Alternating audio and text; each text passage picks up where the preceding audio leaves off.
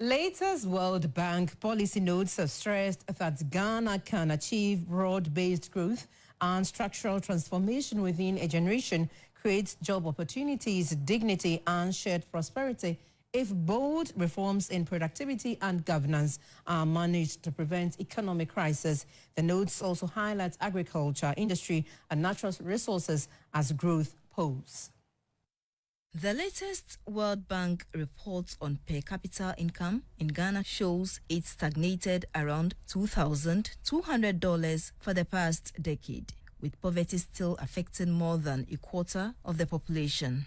In 2022, rising microeconomic imbalances led to severe crisis, and this derailed economic growth and job creation. Yet, the report insists Ghana can still chart a new course, tripling incomes and sustaining growth above 6.5% by 2050, but only with bold reforms in fiscal discipline, productivity, and governance. The World Bank Division Director for Ghana, Liberia, and Sierra Leone, Robert Taliesiu, stressed that Ghana should continue maintaining fiscal stability, low inflation, and sustainable debt, which aims at inclusive growth. Countries that have been able to sustain long periods of high growth and escape the middle income trap featured macroeconomic stability, modest inflation, and sustainable public finances. Improving domestic revenue mobilization is essential for fiscal sustainability. However, Ghana's performance remains below expectations. For instance, in 2021, Ghana's revenue collection reached only 13% of GDP. This is 8 percentage points lower than the sub-Saharan African average. The fiscal outturn for the first half of 2025 also indicates persistent challenges in collections, with revenues at 7.1% of GDP versus the 7.3% target.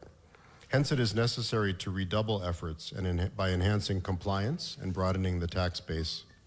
Additionally, it's imperative that reforms in the energy and cocoa sectors progress swiftly and decisively. The director of the Real Sector Division at the Ministry of Finance, Mr. Samuel Akest, described 6.3% GDP growth in the second quarter of 2025, inflation falling to 11.5%, and a debt to GDP ratio of 43.8% as signs of recovery. Over the period, it has been difficult to contain macro stability, and that has been an age-long problem and challenge. We've done many reforms, and sometimes people remark that we may be the first to adopt a reform, and we may be the one to learn not how to do it. We had a debt restructuring not too long ago, but the recovery is in sight. The second quarter, year to date, performance is robust. The 2025 World Bank policy notes outlines 4 foundations for Ghana's long-term transformation through stronger revenue collection and expenditure control, raising productivity and competitiveness by investing in human capital and creating a business-friendly environment, embedding resilience in agriculture and natural resource management, and reinforcing governance through